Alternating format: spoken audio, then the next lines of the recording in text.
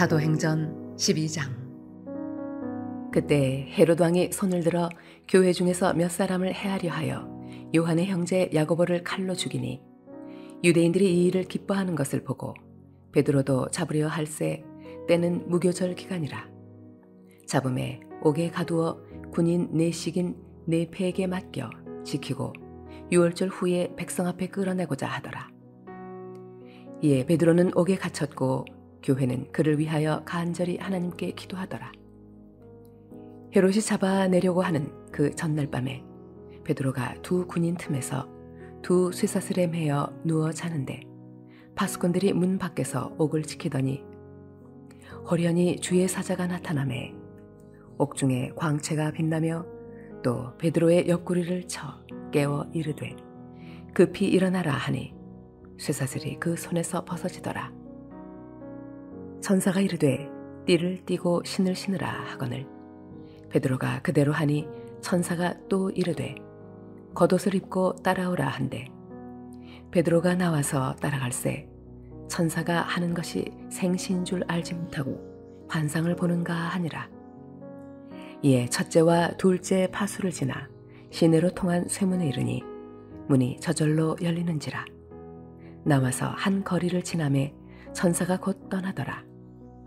이에 베드로가 정신이 들어 이르되 내가 이제야 참으로 주께서 그의 천사를 보내어 나를 헤롯의 손과 유대 백성의 모든 기대에서 벗어나게 하신 줄 알겠노라 하여 깨닫고 마가라 하는 요한의 어머니 마리아의 집에 가니 여러 사람이 거기에 모여 기도하고 있더라. 베드로가 대문을 두드린데 로데라 하는 여자아이가 영접하러 나왔다가 베드로의 음성인 줄 알고 기뻐하여 문을 미처 열지 못하고 달려들어가 말하되 베드로가 대문 밖에 섰더라 하니, 그들이 말하되 네가 미쳤다 하나 여자아이는 힘써 말하되 참말이라 하니, 그들이 말하되 그러면 그의 천사라 하더라. 베드로가 문 두드리기를 그치지 아니하니 그들이 문을 열어 베드로를 보고 놀라는지라. 베드로가 그들에게 손짓하여 조용하게 하고 주께서 자기를 이끌어 옥에서 나오게 하던 일을 말하고 또 야고보와 형제들에게 이 말을 전하라 하고 떠나 다른 곳으로 가니라. 날이 새매 군인들은 베드로가 어떻게 되었는지 알지 못하여 적지 않게 소동하니 헤롯이 그를 찾아도 보지 못하매 파수꾼들을 신문하고 죽이라 명하니라. 헤롯이 유대를 떠나 가이사랴로 내려가서 머무니라. 헤롯이 두로와 시돈 사람들을 대단히 노여워하니 그들의 지방이 왕국에서 나는 양식을 먹는 까닭에 한 마음으로 그에게 나와 왕의 침소 맡은 신하 블라스도를 설득하여 화목하기를 청한지라. 헤롯이 나를 택하여 왕복을 입고 단상에 앉아 백성에게 연설하니 백성들이 크게 부르되 이것은 신의 소리요 사람의 소리가 아니라 하거늘 헤롯이 영광을 하나님께로 돌리지 아니하므로 주의 사자가 곧 친히 벌레에게 먹혀 죽으니라. 하나님의 말씀은 흥왕하여 더하더라. 바나바와 사울이 부조하는 일을 마치고 마가라는 요한을 데리고 예루살렘에서 돌아오니라.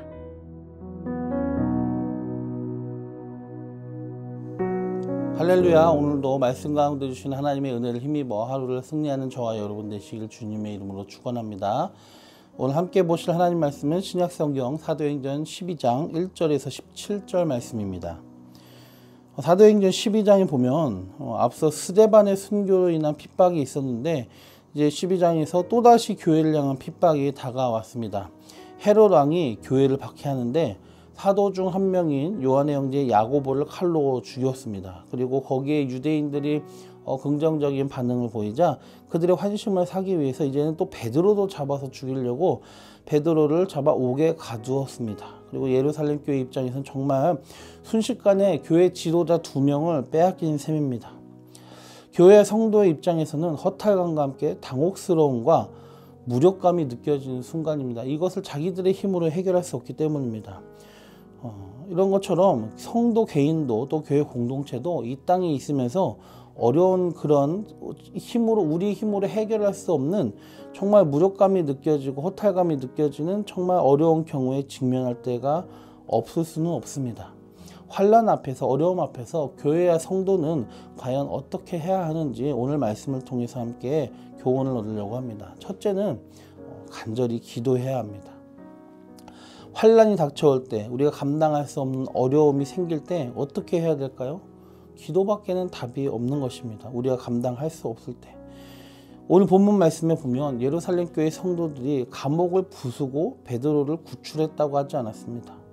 또는 인맥을 동원해서 기세 등등해서 오직 유대인들의 환심을 사려는 마음으로만 가득한 이 헤롯과 협상했다는 내용도 없습니다. 물론 협상할 수도 없었겠지만요. 5절 말씀에 보면 교회는 어떻게 했습니까? 베드로는 옥에 갇혔고 교회는 그를 위하여 간절히 하나님께 기도했다고 말씀합니다. 힘없고 빼곡고 능력 없는 인간이 할 수 있는 것이 무엇입니까? 하나님께 매달리는 거죠. 인간의 힘과 노력으로는 해결할 수 없는 환난과 어려움 앞에 우리는 이 예루살렘 교회 성도들이 정말 간절하게 하나님께 매달려 기도했다는 것을 볼 수 있습니다.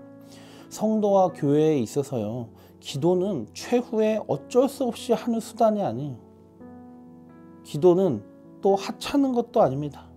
기도는 가장 좋은 방법이고 가장 힘 있는 방법이고 가장 우선으로 해야 될 것입니다. 기도를 받으시는 분이 하나님이시기 때문이에요. 우린 기도를 가장 나중으로 제쳐놓는 정말 나중에 지푸라기 잡는 심정으로 하는 것이 기도가 되면 안 됩니다. 확신을 가지고 가장 먼저 해야 될 것이 기도입니다. 기도는 하나님을 찾고 하나님을 믿고 하나님께 기대하며 하나님께 매달리는 것이에요. 문제 앞에서 가장 먼저 기도한다는 것은 무엇을 의미하냐면요, 하나님을 가장 의지한다는 것을 보여주는 것이에요. 그리고 하나님을 하나님으로 대우해 드리는 것이기도 합니다. 기도하지 않는 사람은 하나님을 하나님으로 대우하지 않는 거나 마찬가지예요. 초대교회 성도들이 감당할 수 없는 환난과 어려움 앞에서 간절히 기도했던 것처럼 우리도 이 기도에 대한 인식과 태도를 올바로 가지고 더욱 기도하는 교회와 성도가 되었으면 좋겠습니다. 두 번째로, 이 위기 앞에서, 환난 앞에서, 어려움 앞에서 우리는 어떻게 될까? 합심해서 기도해야 됩니다. 합심해서. 예루살렘 교회의 성도들이 간절히 기도했다고 했습니다. 그런데 어떻게 간절히 기도했습니까? 각자 따로 한 것이 아닙니다. 알아서 한 것이 아닙니다. 12절 말씀에 보면 마가 요한의 어머니의 집에서 함께 모여서 기도하고 있었습니다. 오순절 성령께서 강림하셨던 그 기도의 장소였죠. 예루살렘 교회의 중심부고 그들에게는 그곳이 예배당이었던 것입니다. 거기에 모여서 한마음으로 기도했던 것이죠. 어려운 가운데 우리는 마음을 하나로 모여야 되고요. 뭉쳐야 되고요. 함께 합심해서 기도해야 됩니다. 함께. 각자 알아서 기도하는 것이 아닙니다.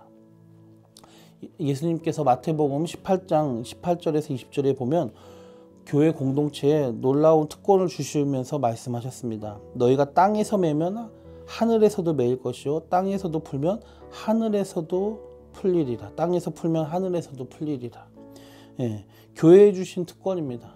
그러면서 말씀하시길 진실로 다시 너희에게 이르노니 너희 중에 두 사람이 땅에서 합심하여 무엇이든지 구하면 하늘에 계신 내 아버지께서 그들을 위하여 이루게 하시리라. 예, 약속하신 말씀이 주님께서 너희 중에 두 사람이 땅에서 합심하여 무엇이든지 구하면, 공동체, 두 사람이라는 얘기는 혼자가 아니라 함께라는, 함께 공동체를 말하는 거예요. 교회 공동체가 한마음 한뜻이 되어서 주님께 구하라. 그럴 때 땅에서 매면 하늘에서도 매이고 땅에서 풀면 하늘에서도 풀리리라. 문제 가운데 낙심하지 말고 문제 가운데 따로 떨어져서 흩어지지 말고 뭉치고 하나 되어서 한마음 한뜻이 되어서 하나님께 간구하라는 얘기죠.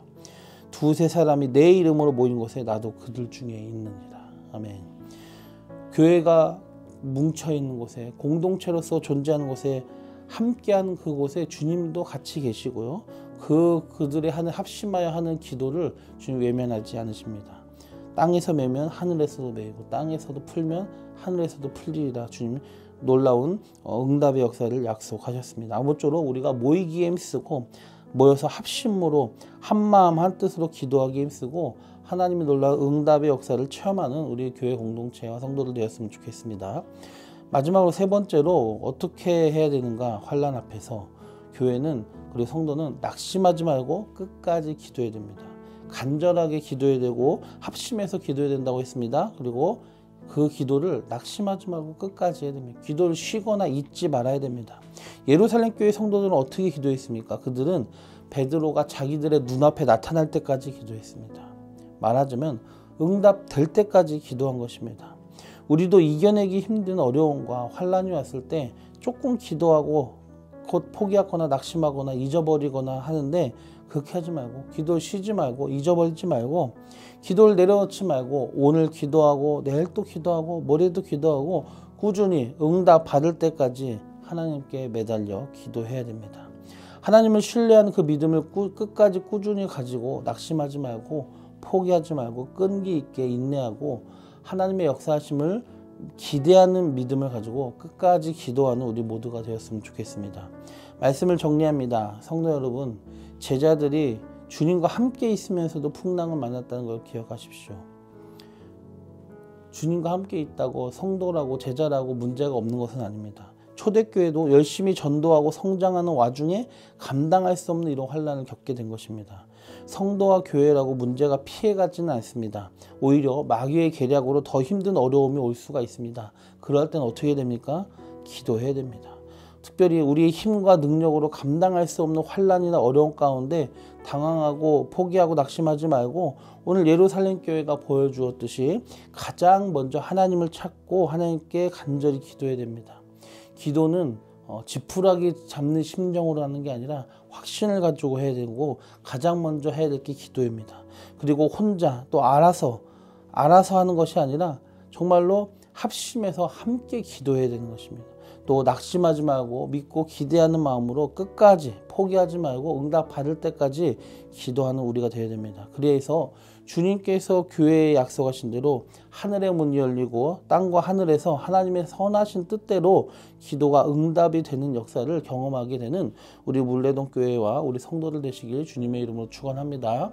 기도드리겠습니다. 좋으신 주님, 기도하는 사람들 되게 해주셔서 우리가 또 우리 교회가 감당할 수 없는 힘든 어려움과 환난이 겪게 될 때에 낙심하지 말고 포기하지 않게 하시고 또 기도를 뒤로 미루지 않게 하시고 가장 먼저 기도하게 하시고 또 모여서 합심하여 기도하게 하시고 응답 받을 때까지 포기하지 말고 기도하게 도와주셔서 너희가 땅에서 매면 하늘에서도 매일 것이요 땅에서도 풀면 하늘에서도 풀리리라. 주님이 약속하신 그 역사, 기도 응답의 역사를 저희가 경험하게 하여 주시옵소서. 예수님의 이름으로 감사하며 기도드리옵나이다. 아멘.